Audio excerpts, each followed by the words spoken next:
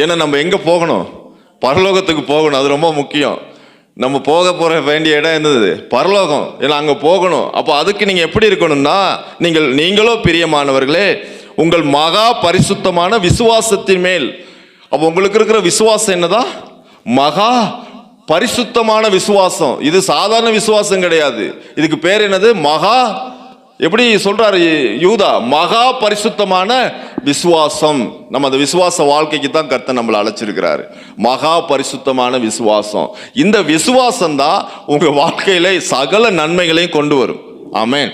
ஏன்னா விசுவாசம் தான் ரொம்ப முக்கியம். நம்ம எந்த வாழ்க்கை வாழ்றோம்? தரிசித்து நடக்கிறோமா, விசுவாசித்து நடக்கிறோமா? விசுவாசித்து நடக்கிறோம். நாங்கள் தரிசித்து நடக்கிறவர்கள் அல்ல. ஒரு காலத்துல நம்ம தரிசித்து தான் நடந்தோம். தேவனுடைய ராஜ்யம் என்னன்னா விசுவாசித்து நடக்கிறோம். தேவன் மேல வச்சிருக்கிற விசுவாசம்.